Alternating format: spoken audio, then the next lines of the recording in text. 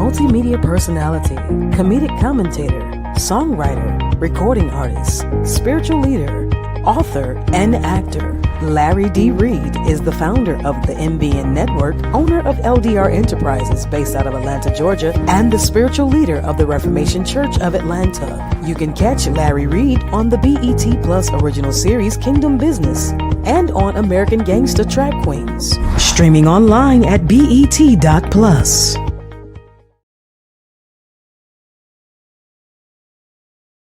Looking for a vibrant community where faith meets empowerment? Welcome to the LRL community on Patreon. Here you'll gain access to our financial wellness plan to level up your money game and build your immune system, health and wellness lifestyle plan to keep your health in check. But that's not all. With the groundbreaking AIR project, we're creating jobs in Africa beginning in Ghana. Plus, you'll unlock insider tips from senior executives across industries. And the best part?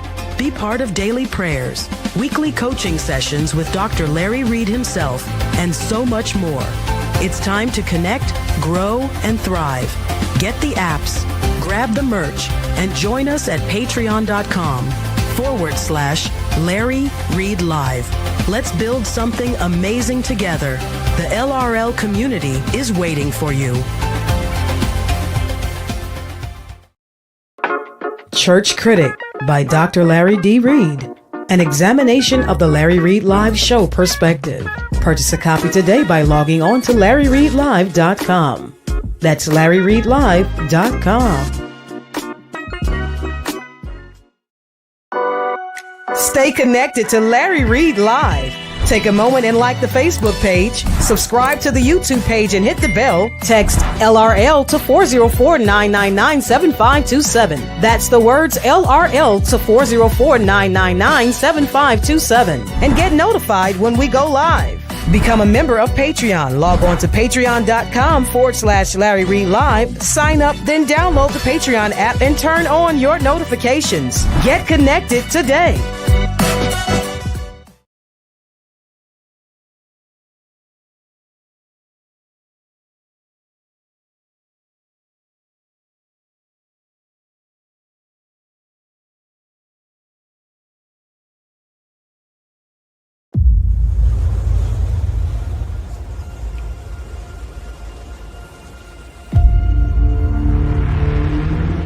A lie has been told to you, and you have believed it. It still has such an intensity, and the energy and the vibration in that place, you can feel it once you arrive. At that moment, they allowed me to release my emotion. Columbus never set a foot on any American soil before he died. The lie is being exposed. This is for real.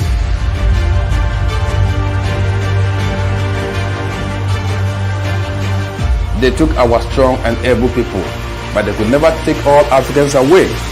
And today, we have returned in peace.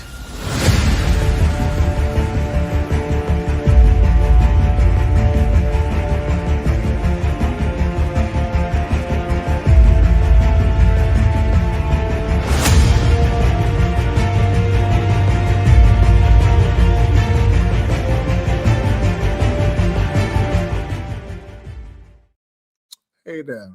I hope you're doing well and you're doing fine. I did see a comment in the comment section where someone said, "Larry, you've been gone for too long." Baby, I don't know where you've been, but I've been right here. Keisha Dangerfield, that's your name. Been gone for too long. You say you miss me. Okay, that's nice. That's very nice. But let me tell you where I be. Right here. What you need to do, everybody needs to do this. If you have been looking for me and can't find me, there's a real reason for that. But this is how you can sort of get around it a little bit. You can text me right now so I can text you whenever I'm live. So if you want to know whenever I'm live on LRL, you need to text LRL to this phone number, 404-999-7527. That's whenever I'm on the Larry Live public platform. Now, if you want to know whenever I'm live doing some prayer, teaching, money, numerology, astrology, then you have to text the word reformation to that same phone number, because I send a text to those people so that you will be in on whatever you decide you want to hear from me and what kind of conversation you want to have. You can decide it. If it's a more spiritual, elevated conversation, it's probably going to be happening at Reformation. So text 404-999-7527. If it's just the culture and the church doing critique, then you probably going to want to text 3 letters LRL to 404-999-7527. Now, I ain't had no breakfast, so I'm hungry, so I'm not going to be sitting here but for so long. Now, I made a live early yesterday. It's about 10 minutes. Took it down and decided to run it again today, and I'm going to post it again on IG. So I'm going to play that. It's 10 minutes of me having a conversation about money, about real estate, and I mentioned the stock market. And then I'm going to come right back. And while this 10-minute thing is playing, put in the comment section any question you have. I'm going to start the question, and I'll answer the question when it comes back to the best of my ability. I only can tell you what I know. I only can tell you what I do. I am not going to tell you what I heard. And if I do, I'm going to say, well, this is what I heard. I can't verify it, because this is your money and your life. The world of money is changing, and you should be changing as well. It is asinine, foolish, and ridiculous if you are an American and a Black American and you see what's happening in this world and it does not alarm you about your future. You just need to pivot, change positions, change game plan and how you're moving to secure your future. Now, I don't know about you. I plan to be around here till in my 90s. That's before now. I always said like 96. But now I understand with technology and what is happening in our world, many of us will live a lot longer if we can afford it. That's right. You'll be able to live longer if you can afford it. I repeat. You will be able to live longer if you can afford it. Don't you want to see your child's child, get married or graduate or build their own house and start their own family? Well, you can if you're wealthy enough, because that's how it's going to be. Those of us that can afford certain treatment and can afford certain technology to be put in our body, to focus on the cancer cells, to focus on whatever's happening in our blood or in our pancreas or in our lung, we will be able to live longer than those who do not have the money. So you need to see your money right now as life. See your money as the answer to your problem called life and living. And if you do that, you're going to change your behavior surrounding money as you should. If you focus right now on how you are relating to your money and how your money is relating to you, you change that relationship, grow that relationship, mature that relationship, then you're going to be able to live not just a better quality of life, but I'm literally talking about living longer. So if you do not focus on your money right now, you're literally saying, I don't want to live past a certain age. So I'm going to play this video of what I said, and then I'm going to come back and answer your question. So let's it's looking like for many people in America that the American dream isn't in America anymore. But as an American, you can manifest that dream in any place that makes your dream possible. Right now, the American dream for some has turned into a nightmare. They had their mortgage at $1,200, property appreciating. Then out the blue, they're hit with a new payment that they have to make. Either they pay a lump sum of several thousands of dollars, or their mortgage now goes up to where they have to make a monthly payment collectively of around $2,000. Now, for your average person, that is a huge change overnight. But that's what has happened in our country. So, for a while now, over a year, I've been telling those that I coach, that I'm responsible for as an undergirder or support, to begin to look into buying property for the purpose of creating a new income stream. And that's what all of us need to be doing right now. Trying to buy your first property cause you feel like you got to own a house cause that is this and that is that. We're in a whole different time right now. If you can qualify to buy something, you need to buy something that can give you income. If it can't give you income, then you don't need to be buying it. If it cannot operate and act like an asset, you shouldn't be putting money into it. If you cannot go back to that money that you used to get that thing, if you can't go back to that money and access that money again, then that's something that you shouldn't be putting your money into anyway. You got to totally change how you've been doing things. Really, it should have been done prior to now, but I don't think it's too late.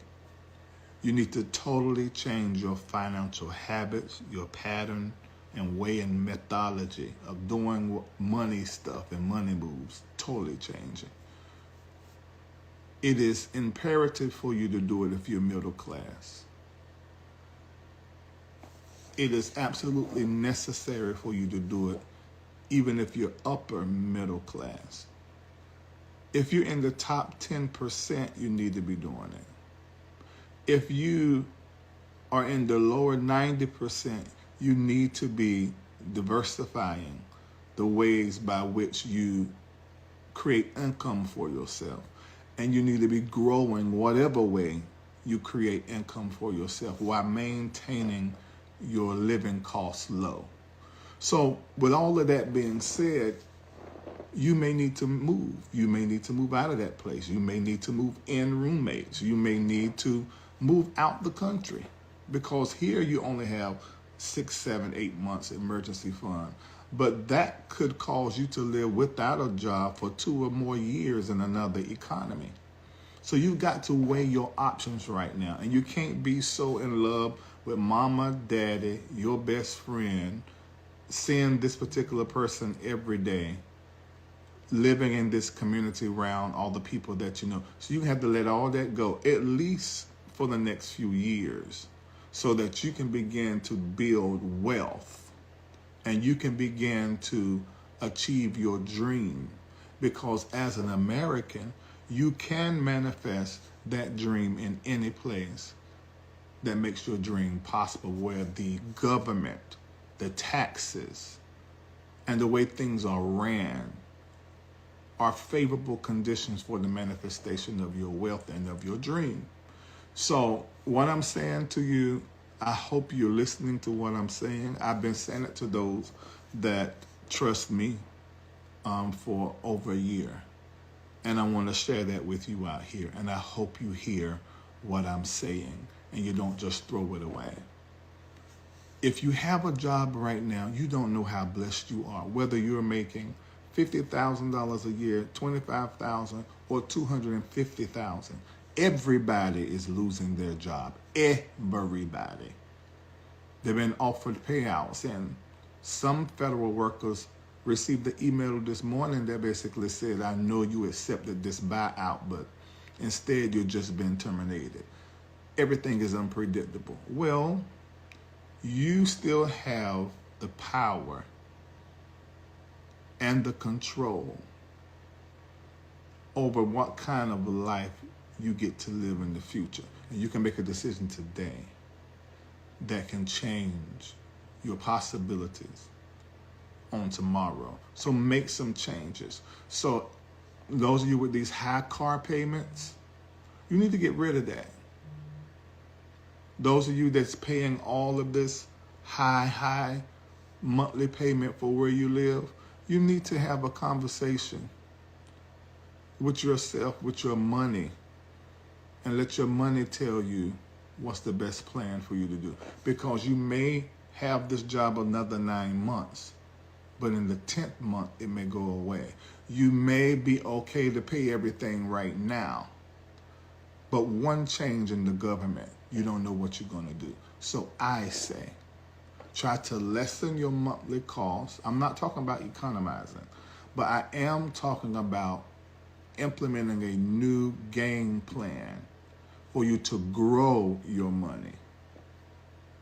I'm not telling you to try to cut back, because y'all know how that works. You cut back, then your income starts matching that cutback, and now you got less and you're using less money, but you also have less money coming in. So that's not what I'm talking about doing. I'm talking about getting a new plan. And that plan is going to require you to manage differently. You're going to have a different money mission. And you're also going to eliminate wastefulness and passion purchasing. This is important. And you need to do this right now. And you need to do this today. Somebody put in the chat, Darius Cooks. Darius Cooks is a prophetic example. And see, a lot of these influencers got more sensitivity to the culture and the real world that people are living in than a lot of your spiritual leaders, which is a problem. Because your spiritual leader should have his Bible in one hand and the newspaper in the other. That's what my bishop taught me. My pastor taught me, rest in peace. You cannot be ignorant of the world and the times that you're living in. And many of us have chosen to be ignorant for one reason or the other. I want you to make a different decision. And I want you to come out of foolish consumerism. And I want to bring you over out of that world where you're just playing your liabilities and you work a 9 to 5 to buy things that have no long-term value. And I want you to change that and begin to buy things that you can sell to make money, or buy things that actually appreciate in value, which grows your money. And you totally got to change that. I don't care if you're 60, 70 years old listening to me. Most of us are going to live a long time. Many of us are going to live 80s and 90s. And with the technology, if you're in your 40s, you're probably going to live to 125 because all of the technology that is coming out to promote wellness and health. So you need to be planning to live a life where your assets pay you to live the life you want to live. I don't want you to work 9 to 5 for the next 6 months to save up to buy the Cullinan. But what I want you to do is to work that 9 to 5 for the next few months, to then take that money and invest it in something. And then in an additional year, year and a half, after you invest that money, you take the money that you made off of that money, with the stock market or the real estate, and then you buy the Cullinan. You let your assets pay for these toys and this life that you want to live. Ain't nothing wrong with it. Okay? I don't know, that's just in my heart, in my mind, as I was talking to someone, and I want to share that with you guys. Take care of yourself. Love you long time. All right, so I'm back. I see a few of you have some questions, but let me make a few a few more statements. The main thing that I want you to get out of that is that I want you to look at your money and think about long term. Well, I'm 80. I want you to think about your money and think long term.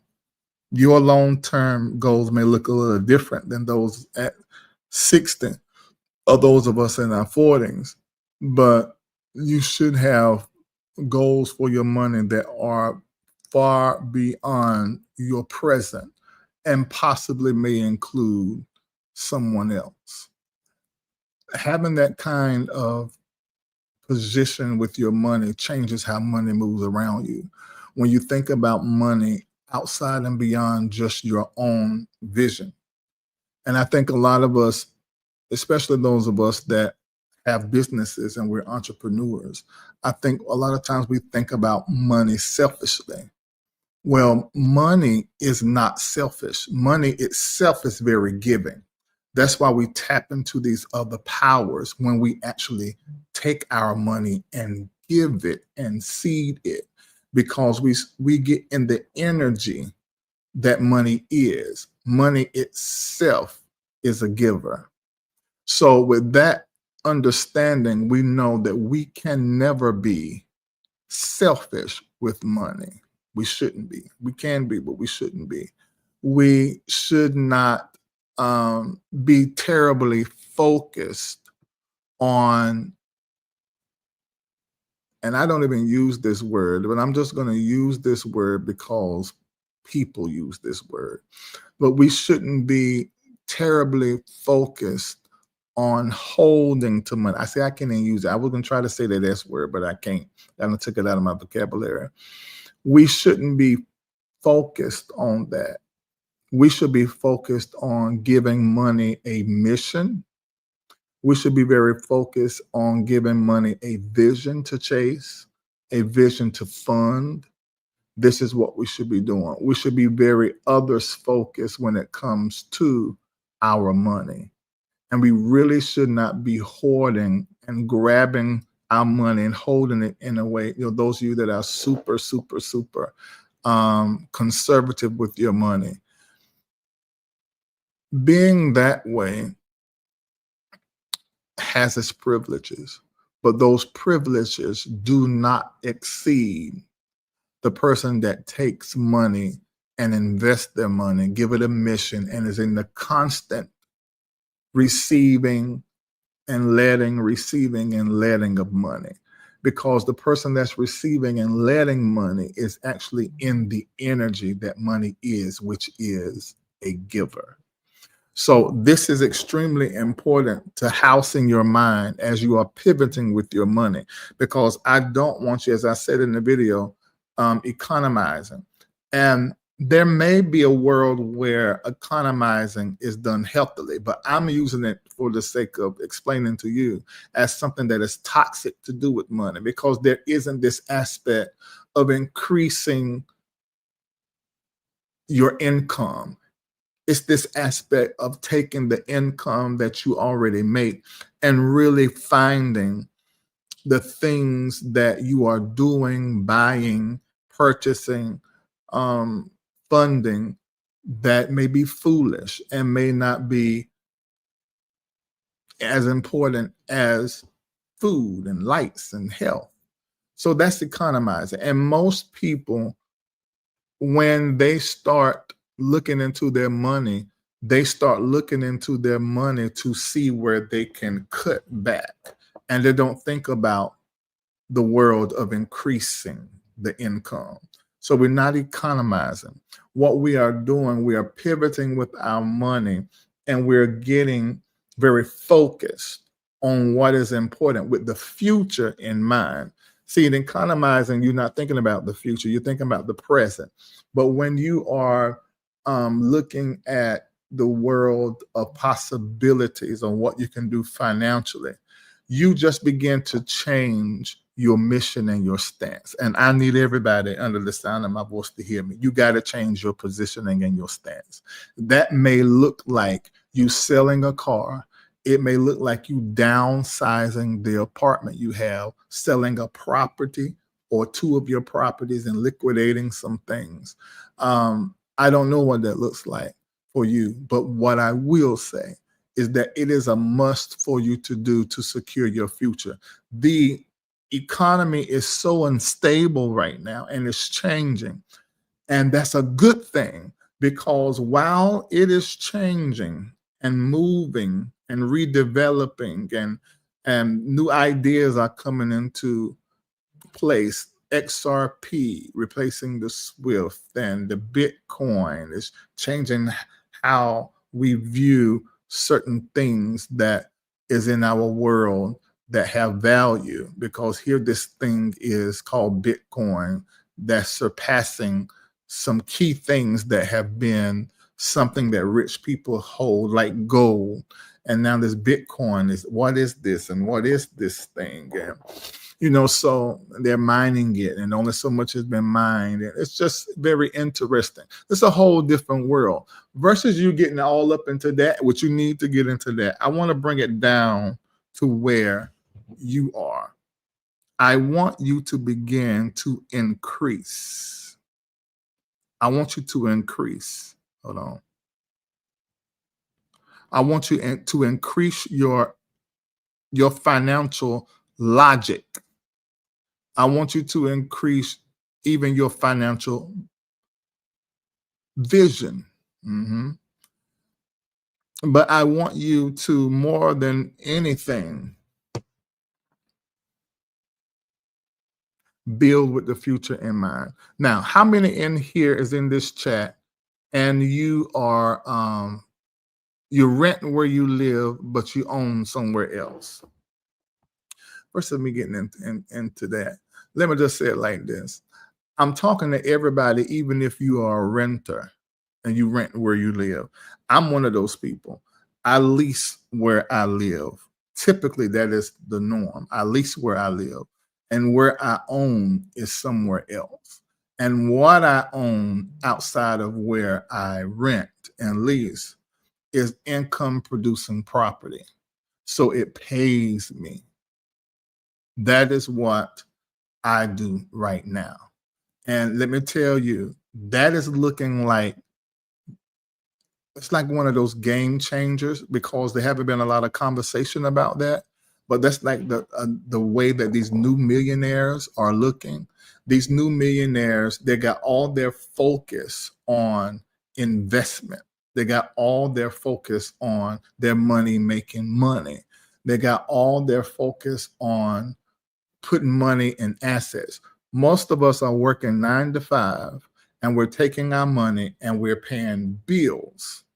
Now, bills is a relative term, because what you call a bill and what I call a bill may not be the same. What I call a bill is a mortgage on one of my property. What I call a bill is lights, utilities. That's a bill. Food, that is a bill. See, some of you, that the main thing you may need to do right now is to redefine what you're calling a bill. Because you're saying my bills are this high every month. First of all, there's things that you aren't even itemizing that your money is going to. That's number one. Number two is some of the stuff on this list, like your cell phone bill, like your cable bill. Why you even got cable right now, it's a ripoff. It doesn't make any sense to even have it, truth be told. Internet is all you need. Get you a device that works off electricity and the internet. But there are just some things that you may need to look at and really need to reevaluate. Yeah. Are you hearing what I'm saying? Somebody said, I don't own a home. I rented all my life. What would you say to me? I'm not going to tell you what you have heard, which is you need to be owning a home. No, because a lot of homeowners right now are going broke. Is there anybody in the chat that would tell the truth that you watch your mortgage go from $1,200 to now $1,900 overnight because of inflation, the changes in taxes and things of that nature? Can you tell somebody? Can you tell it in the chat so that people will know what is happening with people that own homes? that were sold the American lie, White House picket fence, 2.5 children. People have been, man, people are going out of, they're getting things in the mail telling them they got to pay a lump sum of $50,000, or 2 months from now, your payment and your mortgage is going up $1,000. That has happened to a lot of people overnight. A lot of people. So I'm not going to tell you to go buy no home. No, I'm not going to tell you that. What I am going to tell you is to go buy property, stock, a commodity, something to put your money in that's going to make you money. All right, I'm looking at some people putting some information in here. Sarah Usher says financial reports show to rent is more beneficial for the average American at this time. Absolutely, that's true. Home insurances went up, and it changed people's payment overnight. Taxes are increasing in my area. Insurance went sky high, but ours came back down, thank God. It was a blessing as you had the finances to cover and didn't lose your house. Taxes increased and mortgages increased over $700 overnight. Okay, we got somebody else telling it. My mortgage went from $2,030 to $2,760 in 1 month. Are y'all hearing that? Yes, we lost our home during the housing crash because we were duped into an adjustable rate mortgage. That was in 2007, probably. Property taxes went up 35% in 1 year. You see, you said this is a good time to sell a home. Depends on what area that you are in. Somebody else asked me, is this a good time to buy a home? It depends on what area you're in, but I wouldn't buy a home to live in right now up under no circumstances. It just makes no sense. You're signing up for, and let me say it like this. I don't even know if owning a home right now in America, going to buy a home to live in, that I can consider it an asset. I think I'm comfortable with saying that, factoring all I know. Yeah. Buying a home right now to live in is not even an asset. It's like a liability right now, like buying an expensive Cullinan.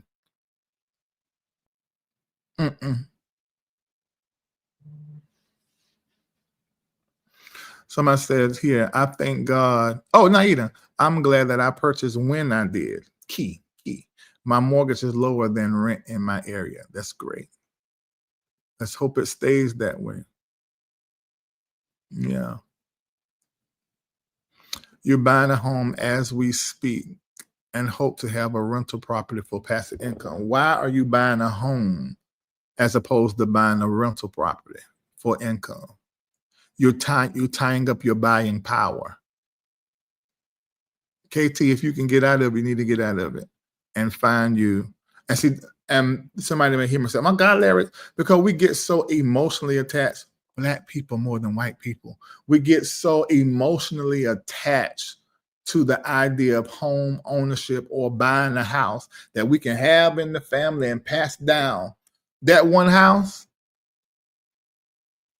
it only take one dummy in the family not to pay taxes on it, and it's gone. What you need to do, you need to try to look into passing down income producing property, pass down an apartment complex, pass down a business that generates money. We purchased a house last year. Our mortgage has been $3,000. If I knew then what I know now, you see what I'm saying?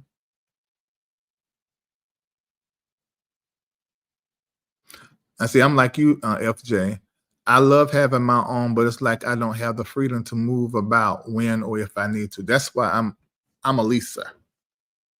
I'm a leaser, always have been, even if I was owning somewhere else. I never stayed in the house I own long because I like to be able to change it up.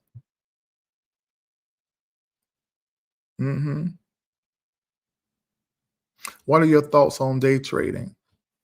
I mean, if you got the patience and the knowledge to do so, great. There are plenty of people that do that. I have lived in my house since 2002. I am renovating and making it an income-producing property. Great. Through either corporate housing or Airbnb. Love it. Smart. I said, that's a brilliant woman. If there's a man in the comment section and you got some money to match your money, you might need to hit her up in the inbox because that's a smart woman. Anything you put in her hands, she's going to grow that thing. Yeah. I own a home with no mortgage. Should I sell it? Me and my wife was planning to move in it. Absolutely not sell it. If it's in a good area, you turn it into something to make you money and go rent something. What you gonna do that for? But see, that's that thing that they sell Americans, and Black America has sort of made up some things that we have deemed as important and what we should do in the community. Having no mortgage is not a flex. If that mortgage, you cannot utilize that property to make you more money, it's just comfort. And comfort is your enemy because comfort will never make the same amount of money as a risk taker. Dr. Teresa, also Dr. Reid, if your home has increased in value 50% or more, take out the equity and purchase an income. Bam! All right, I don't know if she's single or not, but if she ain't, and if I was in here, I'll be in her all over her page, hitting like on all her pictures to get her attention. Come in, this is the kind of women that you need. That's the second woman that said that. Great way to look at it, John. Assets put money in your pockets. Liabilities take money out of your pocket. And what happens when I notice is my friends that are in their 60s and 70s, they tend to get more clingy to things. But then I got a whole nother set of 60s and 70-year-olds who are investing overseas, who still growing their portfolio.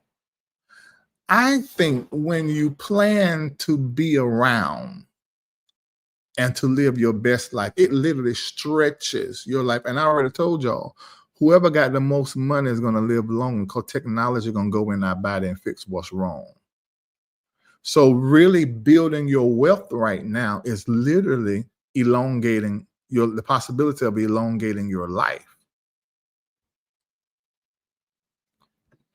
Look at this. We own homes with no mortgage, but are selling to purchase income-producing property overseas. All right, so take out a loan on it and buy income-producing property. Bingo. You got to get into this. Black people, hear me. And I know it's opposite of what we normally do with our black dollars, but this is what needs to be done.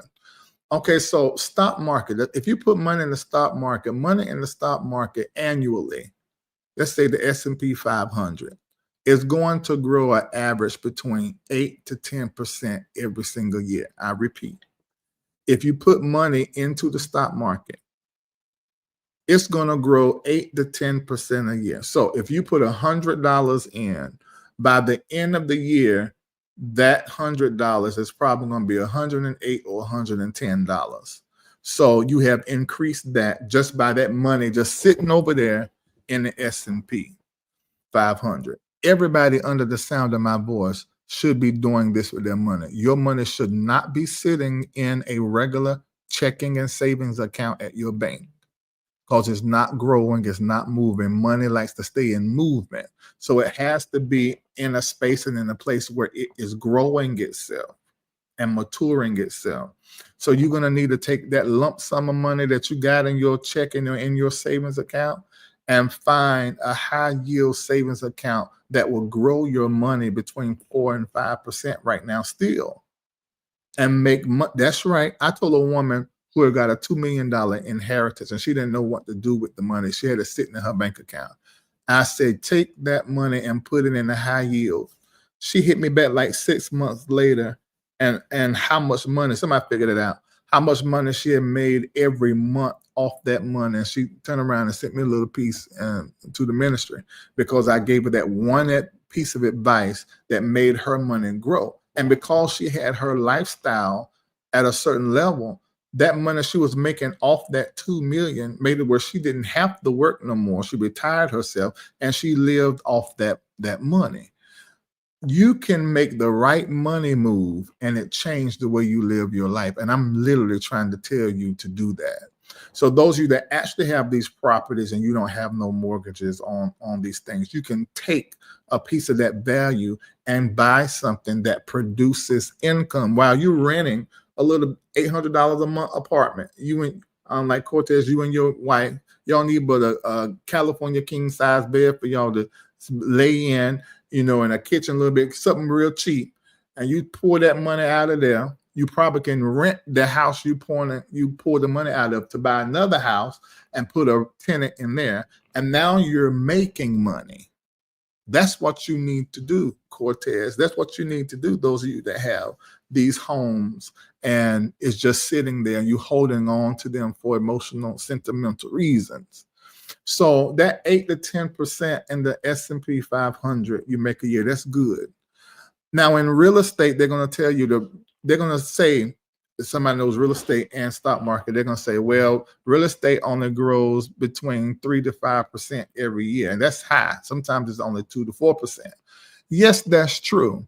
But if you buy a property, and that really explains the reason why buying a house, who would it pay something? Buying KT, talking about buying a house and you're going to move into it.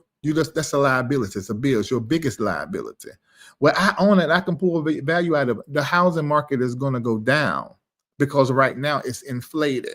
In most areas, especially in Miami, stuff is 30, 40% higher than what it's supposed to be. So it's going to come down. So if you buy it now, you're buying it way higher than what it's supposed to be. The market is going to correct itself. You're going to lose. You're going to have to hold it probably another 15 years to probably get just over even what you put in it.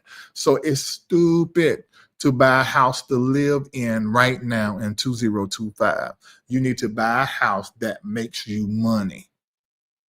That is what you're supposed to be doing. So it grow between 3 and 5%. But when you buy income producing property and you charge a rent here in America is month by month, that's going to make you an additional anywhere between 4 to 6%. So with the income producing property, you actually can make more than what your money will make in the S&P on an annual basis.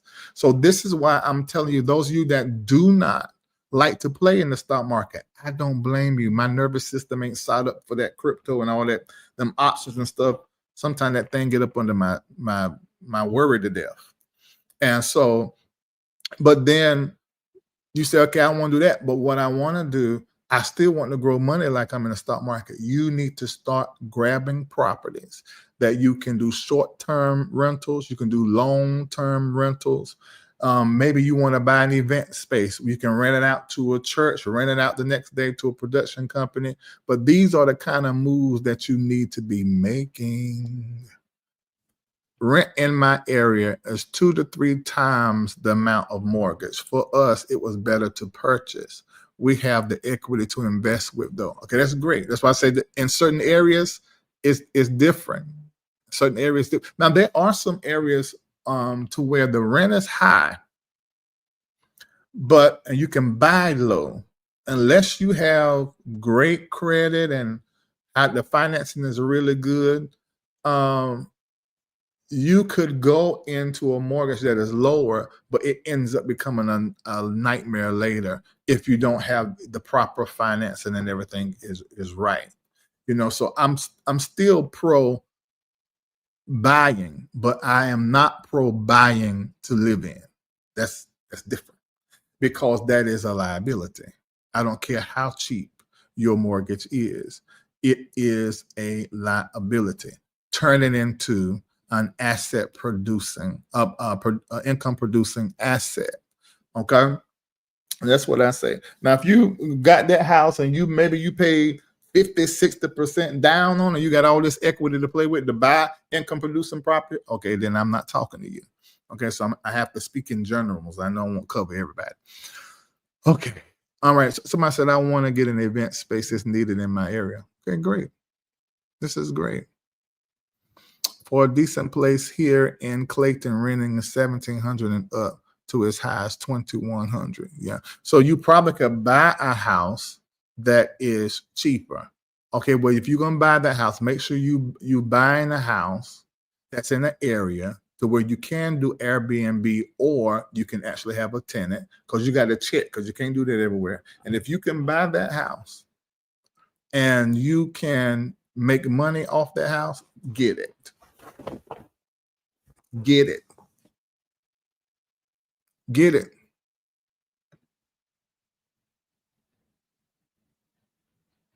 Let me see what else y'all saying. You said XRP got your nerve shot for yeah. Well, see, when you listening to these gurus, and I listen to Armando, when you listen to the gurus, you gotta think they've been in this thing when you was out partying. They've been doing this thing for a long time. So when XRP dropped $2 for you, it means a lot. When it dropped $2 for them, and they got $500,000 in it, it's not that serious. And then when they go up, they start making their money back. And you don't know when they got in. If they got in really early, that loss is not even a loss. They still up. So the stock market is, you have to be educated. You can't be emotional. You can't have that fear of missing out. You have got to really go in the stock market sober and filled with faith and patience, because money takes time to grow. And this is the reason why I think a lot of times, a lot of us that was raised impoverished and black and brown people, to where we don't do good with money, because we have had such a scarcity of it, that when we get it, we want to do what we feel we want to do with it. And that may not even make sense to do, but it don't matter, because it's my money and I'm gonna do what I want to. And this is the reason why we end up getting so many diamonds, gold chains, cars, and houses, because for us, these are the things that we saw white people had, or either other black privileged people have. And so we think that is what it means to be wealthy, to look the part.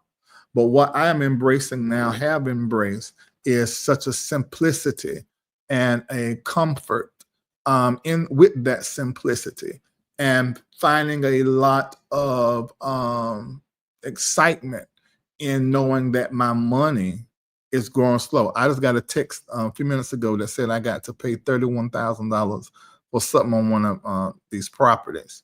I knew I had to pay it. I knew it was coming. Now, that when I do that, because I just got to where I got a little piece of cash in the bank, because I don't normally keep cash in the bank, because everything is working, whether it's stock market or real estate. And I don't carry credit card debt at all. If I put something on the card, it's probably my American Express or one of the American Expresses, and I'm going to pay it off in 45 days. I do not like debt. I do not like owing anyone. And so that's going to wipe me out. It's going to wipe me out, because I just a couple of weeks ago had to do how much was that? I think that was around 50 something thousand. So, but it was for the purpose of property. That's okay, and I'm okay with that. I'm not emotionally tied to my bank account balance. What I am looking at is my net worth. What I'm looking at is the properties that are going to be able to pay me at age 56, to the point where I don't even have to work anymore. And I work if I want to. So you can't, for those of you that the stock market is great for you, stay right there. That's great. But those of you that may be more like me, and it's like, I start playing, I got something over there now, but I play in it when I feel it, and then I pay attention. If I got some time, because you have to watch that stuff, but other than that, I just put over there what I won't miss, and I'm more focused on real estate, because it's better for my nervous system. Okay, let me see what y'all saying. Let me see. The XRP is on its way up. That's what they said. They're projecting XRP will go to $10. XRP is on sale. True statement. So venue location first, then home, unless I can find in a location less than renting. I would say the venue thing second, unless you can get a venue and put a tenant in there to be consistent for a year. One of the things I love about owning in Dubai is, and this is like this in other countries too. I don't know if it's like that here in America anywhere, but I like they do the rent yearly. So when you move a tenant in, the tenant pays for the year. I love that. I love that. I like this advice, Mary. You said buy a fourplex first time home buyers. And she's saying that knowing the incentive, because there is when you buy a fourplex, I think it's also when you buy a triplex, there's certain financing that you can use to do that over four, the financing changes. So that's great advice. Great advice for a first-time home buyer by fourplex. That's great advice. You got to make money when the market is up and when it's down. Yeah, but you have to know how to do it, and everybody doesn't know how. Need the right financial advisor. Those investments can pay for the real estate, and then you'll have the real estate and invest. You're talking about stock market investment. Yeah, that's true. You can do that. Yeah. But you shouldn't be taking money out of the stock market to buy real estate. I mean, not cold.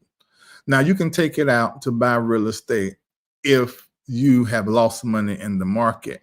You probably can do that. But if you've made money in the market, you don't need to pull that money out of there because it can be taxable. What I would do, if you want to just focus on investing in the stock market, you're just dumping money over there. In a couple of years, you look and see how much you have. You may have several $100,000s of stock.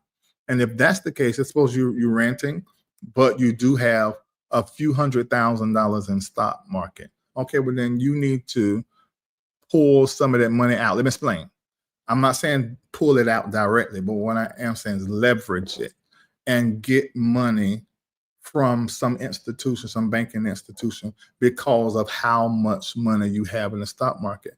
They may do it without even asking you to transfer it to their bank, and they may give you a loan against those stocks. You take that money, a loan against those stocks. You take that money, and you can put it into something that is income producing, or keep a piece of it, however you want to do. But you never take the money straight out of the stock market, because then you're going to get into a tax situation. And that's how you curtail it. Yeah. Or somebody just put that in there. All right.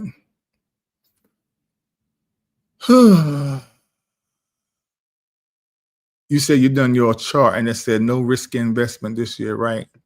And for me, the stock market is risky. It's volatile, it's up and down. And then once it corrects itself, which some may call a crash, a lot of times they call crashes corrections because they don't like to say crash. That's probably going to happen in this year. Don't let your emotions lead your investments. The education, the information, great comment.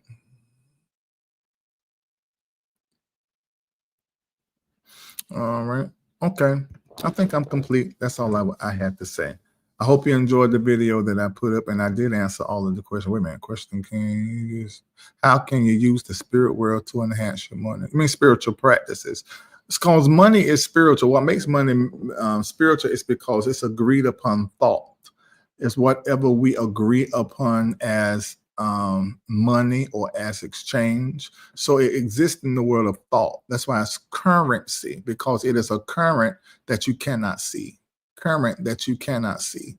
And you can shift your currency by changing your currency, what you see currently. So if you begin to reimagine money in your life and you change how you see money in your life, you can increase money in your life because it is currency. current, CURRENTCSEE. So if you change your currency, you change your currency, and currency is in spirit. It is spirit. It is a current that you cannot see. So it's agreed upon thought. So if you begin to use thinking, intention, emotions, faith, you can increase money because it's in the unseen world. All right, let me see. Other question. When what you have is a 2-salary work income and you live on that as well as owe taxes and average credit, how can you invest in our future? Oh, okay. You sound like a couple, 2-salary home. Invest in our future in stocks or property. Plus, we're 60 and 61. 60 61 is a great. Your average age for a millionaire is 61. I repeat, the average age for a millionaire is 61. The average age for a millionaire is 61. So do not feel like that you behind the curve. If you are married, or you partner, and you got 2 incomes in one house, oh my God. Oh, that would be so great. I remember those days. Oh my God, that was so great. It was so good. You actually are in a great place. You just have to make different decisions and change your goal. You got average credit. That's good. You didn't say bad. And you got 2 incomes. You can invest. And you got to think, you guys, there's also what you call fractional investments. REIT, I think it is. Somebody in there that may be your world. I'm going off memory. You can invest in real estate like in fractions like you do in the real estate. You can do fractional shares. In real estate, in stock market, you can do the same thing in real estate. I know they have that in Dubai, to where you can invest in projects. And you say, I only got $500. You can still invest. You can still invest. Okay, somebody said REIT is sound. Okay, great. So I'm going off memory. Yeah. And you can actually do that in Dubai property, which is going to give you greater returns. Because right now, Dubai is going through the roof. Like there's another area I read that is going through the same thing. It's a Tulum. I want to say Tulum. It's somewhere down in there because they're building a huge airport, and that's increasing all of the value of everything around there. Yeah. No, it's everywhere. It's everywhere. It's everywhere. I'm just saying because things are moving faster in Dubai, so you get returns quicker. Yeah. Oh, y'all flip houses.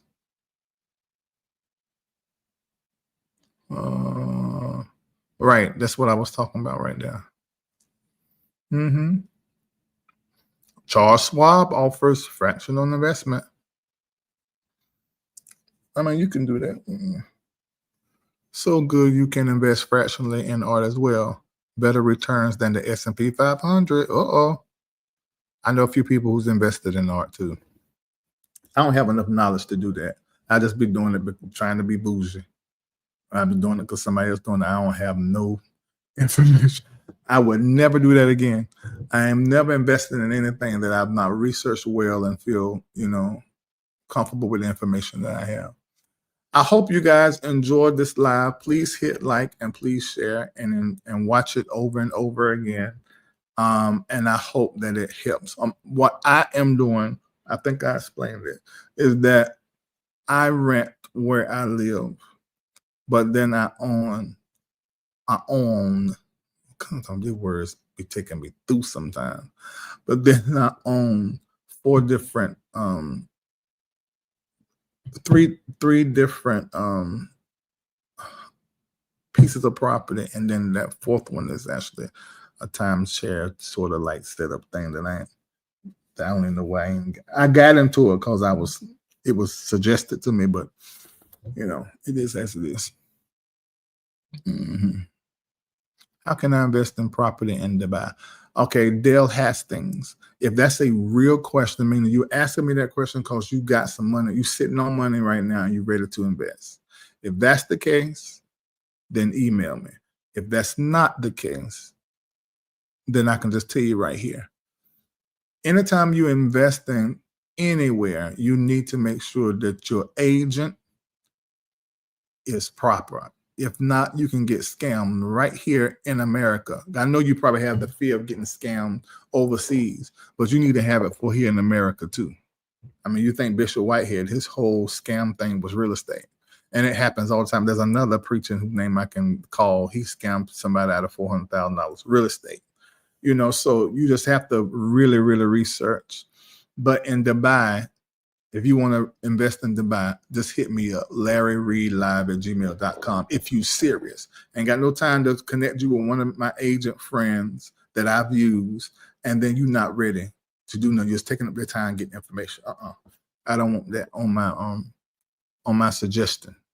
So you can email me if that's what you're ready to do, LarryReidLive@gmail.com, and I will send you to my agent who is in Dubai, who I have bought 2 properties from. Another agent I bought 1 property from.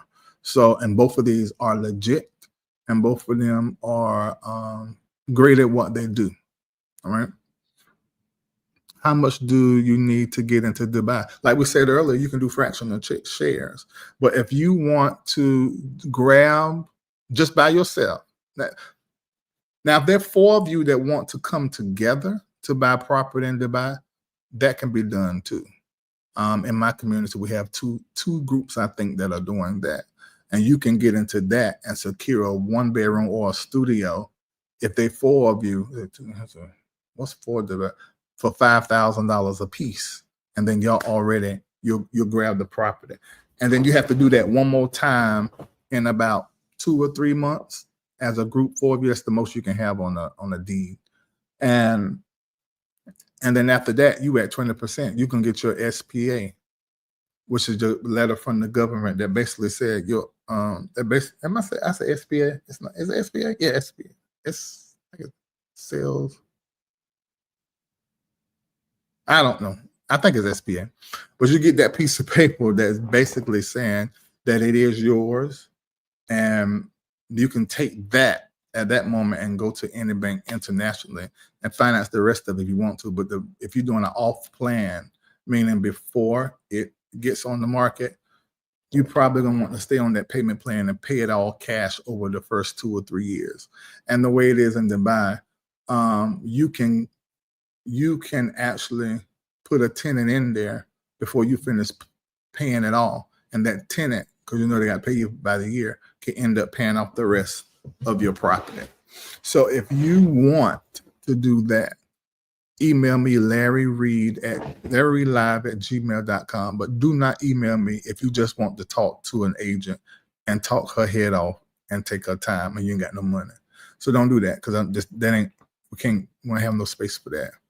How to invest? Oh, that is a great question. You know, you can text me and ask me that, and I'll get you a reference from a key, because you was with me in Dubai. Yeah. If you're interested, you're really interested, that's where I got mine at. I can't speak for the other places. And my first property I started out as a studio. The paperwork came, and I was saying, I just feel like I'm gonna push myself to a 1-bedroom plus study, which is almost like a 2-bedroom. I pushed it to that. Glad I did. Then they launched. So I got in at like 1.2 million, I think. 1.22 million, not in American dollars, but in AED. How much is that? I think that comes to like a few $100,000 of that dollar. I got in there in that studio at like 1.2 million. They launched it and started selling in there, and everybody bought that same property for like 1.5 million AED. So you count that. That's 300,000 AED I made in like 2.5, 3 months off that one property. So that's how it's happening in the back, because they're building up, and 2 of the biggest builders in the world are there, taking over. Yeah, maybe the middle of this year. Is that enough time? Oh, I don't know what question you asked me, baby.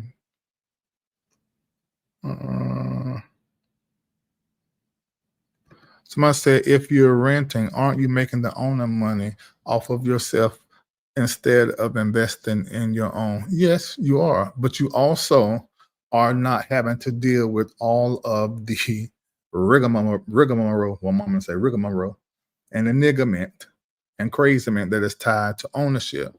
You can rent from that owner and look at it as a seed. If you're giving the money so that the owner can pay mortgage and increase him, and that's what you want to do, while you're renting from them, go buy income producing property, put somebody in there that's going to pay you.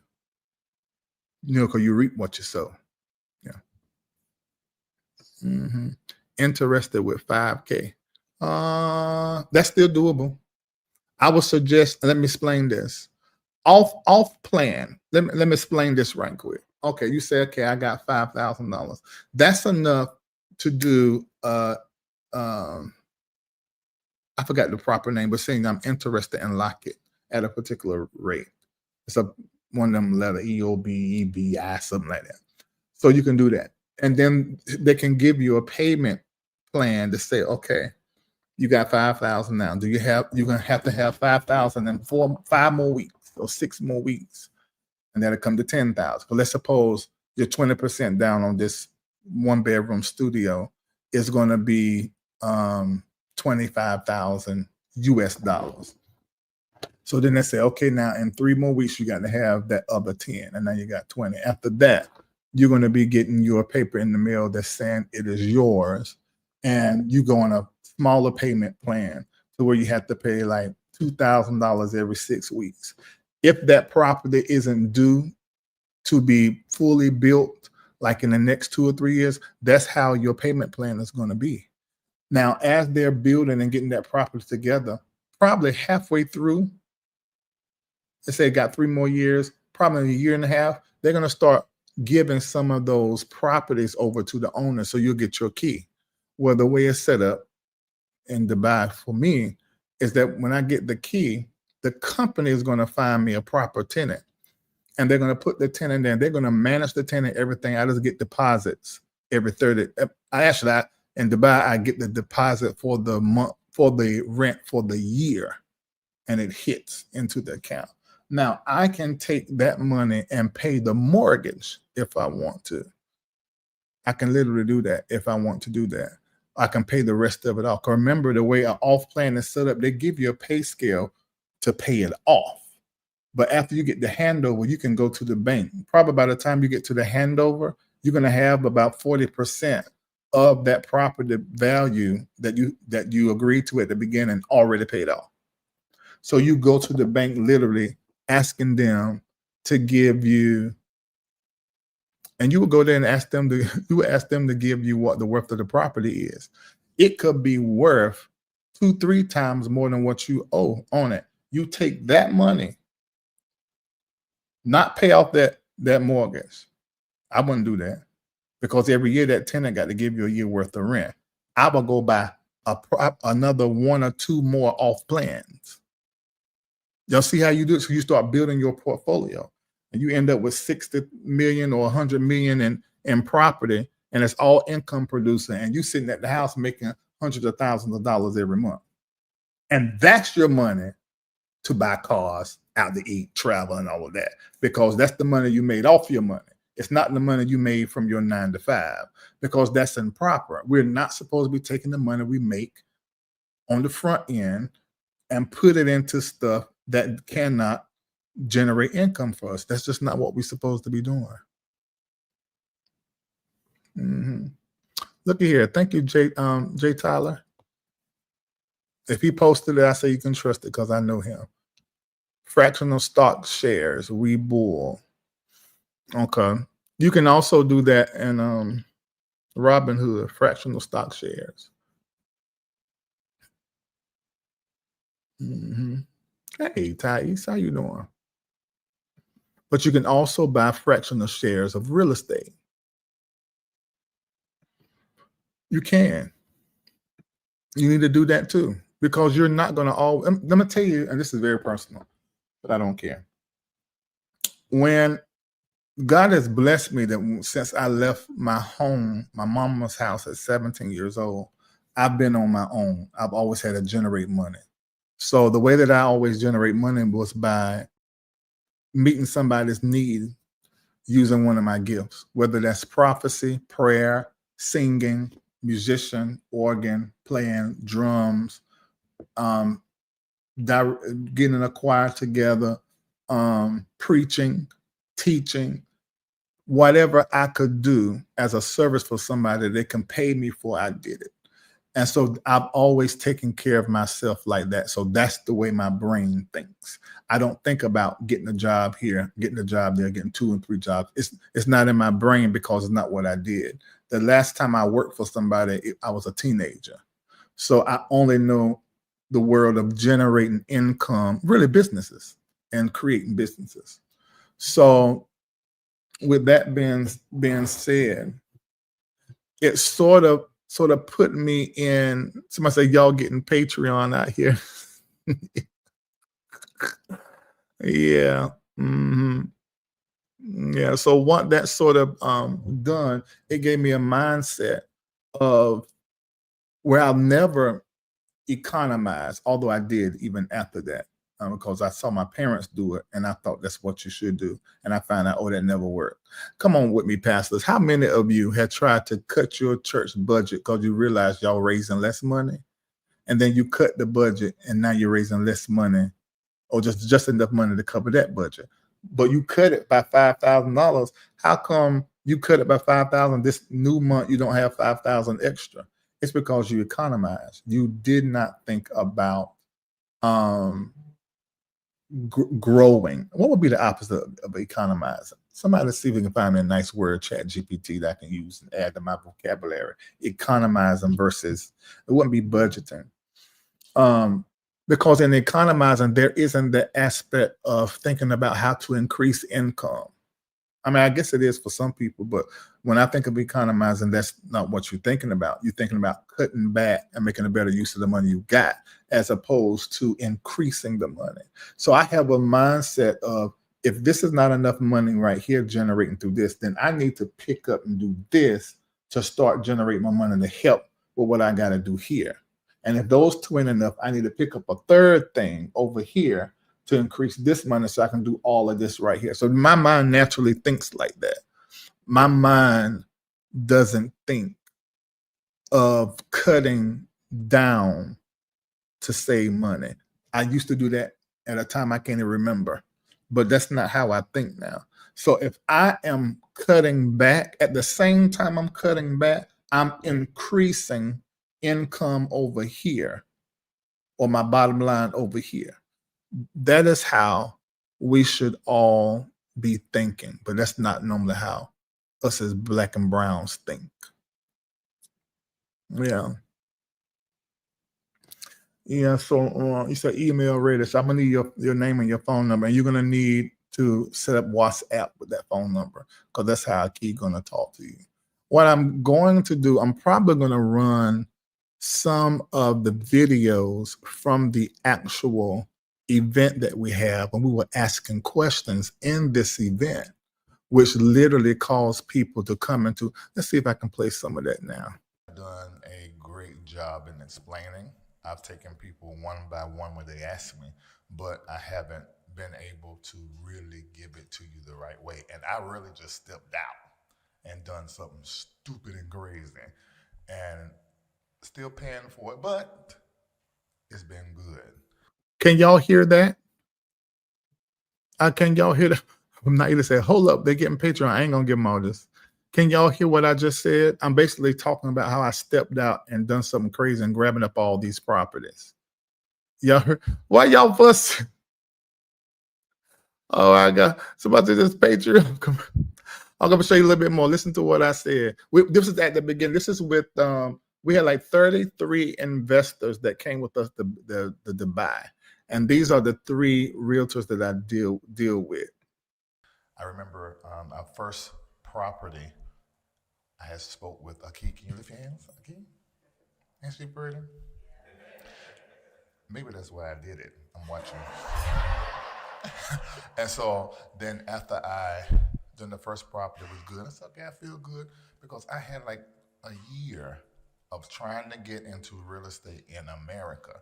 And at that time, I was in a way better financial place than now. And luckily, as my,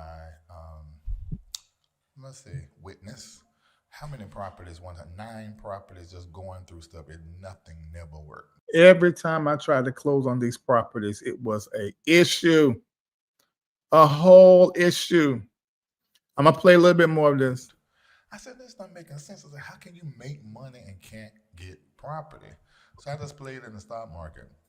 And what ended up happening, we came here to Dubai, shortened the story, came back, felt that thing, was working with getting my residency and investor's visa. Done that first, so that's why I mentioned that to you guys first. But then Akee told me, of course, the company didn't tell me, shout out to Flying Colors, they're great. She said, you don't have to do that. She said, get the property, and having the property, you can have all the benefits that come along with the visa. And of course, y'all know Constance. And she was doing the process. She said, they said this is $8,000, but you know, Akee said I can get 10 and I can get into this first property. I said, yeah. She said, I ain't doing that. I'm going straight for the property. And that's what her and her husband did. Then the Henrys jumped in on it. So I'm sure they're gonna see this. They took my word and they ran with it. And then Glenda was like, okay, well, I think that's what I'm gonna do. I'm gonna look at the property aspect. You stopped right. And someone else, Jacera, did the same thing. So I'm stopping that. Let me look at the property. Someone else, I feel like maybe they're not in. Who? Felicia did the same thing. And so now we're here to learn. And Dashima had already told me that this was something she wanted to do. So please listen carefully. And I want nobody in here to feel like that you cannot buy. Because they don't know this, but in America, it's intimidating. Even if you are, number one, if you're black. Number two, even if you got good credit, educated, and got a little piece of change. It's just so much. And this process is really easy. They're gonna start at the top, then work down, and then you just step out there in your faith and in your finances, whatever level your faith and finances is at. So listen really carefully, get in the energy of it. If you feel like you can't do it, if you're in this room, tell yourself that's a lie, because you're here because you qualify to sit in that seat. So make sure you listen so that you can learn and put this in your head. And you may do like I did. Well, I did some strange stuff. I got rid of 2 properties. Oh no, 3 properties. One right now done signed to get rid of. It was a leases. I got rid of a G63 Mercedes, a Cullinan Rolls Royce, S-Class Mercedes. I said, those payments I can take and put somewhere and make some money. And I split it and got into these properties, and the others I put into the stock market. So you may leave here rearranging your entire financial life, but that's good, because then by 50, by 60, by 70, you're retired, traveling the world on the money you make every month off of your properties. So without further ado, let me pray first. And let me pray. Dog, I forgot to write that prayer out, because I'm gonna warn y'all just in case something happens. The reason why I was saying I'm gonna warn y'all just in case something happens, because we're about to pray, and they're all Muslims, and you know Dubai is a Muslim country. All right, just a little prayer. Father, we thank you for this moment and this opportunity that we have to learn and to be educated and inspired. Now, Father, I pray that the spirit that you have put in us, that is you, that it will rise and illuminate all information that we hear. And all information we hear, we thank you that you have empowered us to apply. We thank you that you have also empowered us to multiply it and then distribute it to others, that it can be knowledge that will empower and impact them. Thank you for the anointing to globally impact and globally acquire. And we thank you that this is the launching pad for acquisition, getting that you have promised unto us, that we can do this in excellence, impact the world with our cash, our character, and our calling. Now bless these speakers that's going to talk to us and teach us. All right. All right. So there's that. If you go into Patreon and you join tier 2, that entire session, and you see the questions that the people ask, which could be some questions that you have, all of that is recorded, and you can watch every drop of that. And you're going to come out of there with a lot of knowledge. I see somebody already emailed me about it. What I will say, I'm going to connect you to a key. She's going to contact you. Make sure you set up your WhatsApp.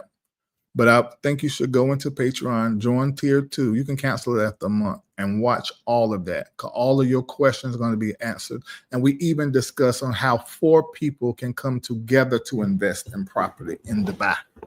So think about that. And remember, you're only going to have to worry about the taxes in America, because as an American citizen, you can't go nowhere, make no money, and not pay taxes. But the good thing about it, you making money in Dubai, what you make every year off of your property, it does put you, I think it's in 16% what they do on that tax, which is better than you making the money here in America. If you're in a certain tax bracket here, you probably have to pay 28% on your taxes, some 35% if you're in that level of income here in America.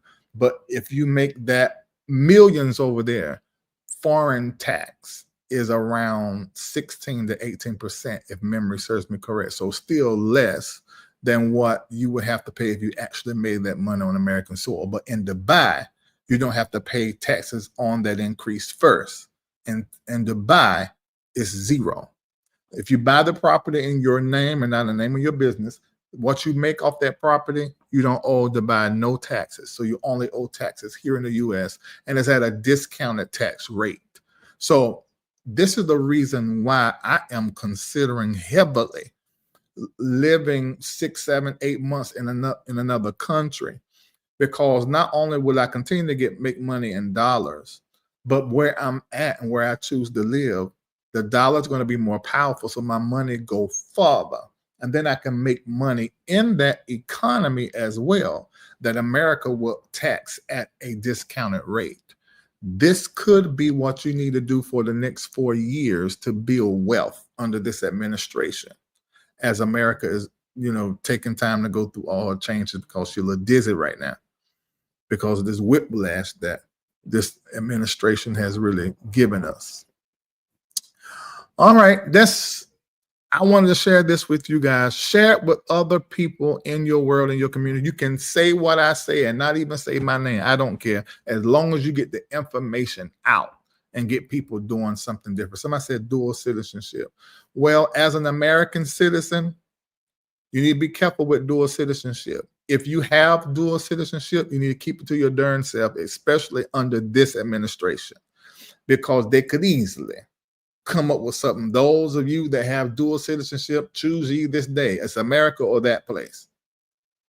So if you have dual citizenship, 9 times out of 10, America know it anyway. But you need to keep it to yourself. Having residency in other countries is good, because a lot of times you get all the benefits of being a citizen just about, but it doesn't make America look at you a certain kind of way, So if you get your citizenship in other countries, then that's great. It don't need. I would look on everybody was getting their citizenship in Ghana, and they were posting it online. I said, sip my tea. I said, all right, okay. Especially when Dr. Umar got his Ghanaian citizenship and TI, I think it was. I said, okay, y'all putting out this online, to put a target on your back as Americans. Yeah, especially when these folks start fighting each other. Yeah, so Yeah, but if you invest in most countries, if you buy property there and you become an investor there, they typically give you an investor visa and give you opportunity to actually be a resident. Some of them will give you citizenship and you end up with another passport. Now that's great. That's great. Real great. All righty. So I'm complete. I love you. Goodbye. Let me play this on the way out. Oh, dog, I don't even see it in here. I don't think it's in here. Oh, this is a song. The God Don't Play About Me song is something that you need to sing over your life, because in the song I coded it with some affirmative prayers about your future that are positive, and I also coded it with an imprecatory prayer. Some of you may call it a word curse or however, where it says, I'll sit back, I'm gonna watch them all, one by one they'll fall, and nobody answer their call. God, it really don't play about me. That is an announcement over your enemies, their fall. So it's like an imprecatory psalm out of the Bible. And so whenever this song comes to your mind, it is literally the Spirit trying to get you to pray over your future and also to rid yourself of enemies. Hey, look at that. It's your lucky charm.